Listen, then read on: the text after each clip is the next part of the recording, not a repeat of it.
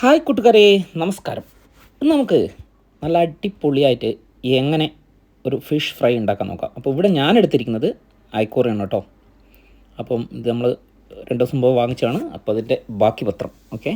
അപ്പം 4 പീസ് ഞാൻ സ്ലൈസാക്കി വെച്ചിട്ടുണ്ട്. നല്ല അടിപൊളി സാധനം.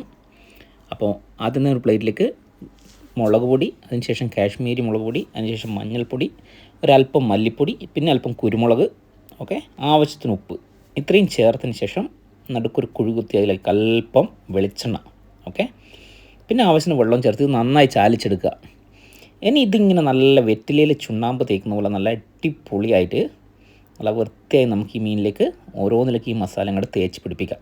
ഓക്കെ, ഇതുപോലെ നല്ല അടിപൊളിയായിട്ട് അങ്ങോട്ട് ഫിറ്റാക്കി കൊടുക്കുക.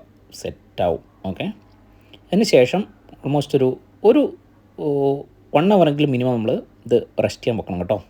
അപ്പം മീനിൽ നല്ല മസാലയൊക്കെ പിടിച്ച് നല്ല അടിപൊളിയായി വരും. ഓക്കെ, അപ്പോൾ ഈ ഒരു മസാല നിങ്ങൾ മുന്നേ ട്രൈ ചെയ്തിട്ടില്ല എന്നുണ്ടെങ്കിൽ തീർച്ചയായിട്ടും ഒന്ന് ട്രൈ ചെയ്ത് നോക്കുക കേട്ടോ. അപ്പം മസാലയൊക്കെ സെറ്റായി നമ്മൾ കുറച്ച് സമയം വെച്ചിട്ടുണ്ട്. അതിനുശേഷം ചൂടായ ഒരു പാനിലേക്ക് നമ്മൾ എണ്ണ ഒഴിച്ച് കൊടുക്കുന്നു.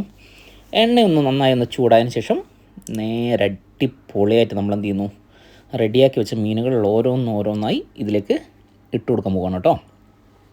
അപ്പോൾ അതങ്ങനെ പരിപാടികൾ തുടങ്ങിയിട്ടുണ്ട്. ഇതിങ്ങനെ നമുക്ക് അധിക സമയമൊന്നും വേണ്ട, ഒരു 10 മിനിറ്റ് ലോ ഫ്ലെയിമിൽ 2 ഭാഗവും ഒന്ന് മൊരിച്ചെടുത്ത് ഞാൻ മീൻ റെഡിയാണ്.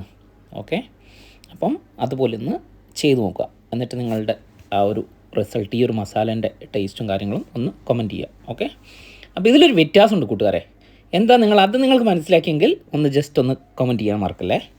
ഇതിലൊരു പ്രത്യേകത ഇവിടെ നടന്നിട്ടുണ്ട്. അതെന്താണ് നിങ്ങൾക്ക് മനസ്സിലായിട്ടുണ്ടാവുമെന്ന് എനിക്ക് വിശ്വാസമുണ്ട്. ഓക്കെ, അപ്പോൾ എന്തായാലും ഒന്ന് കമൻറ്റ് ചെയ്യാം.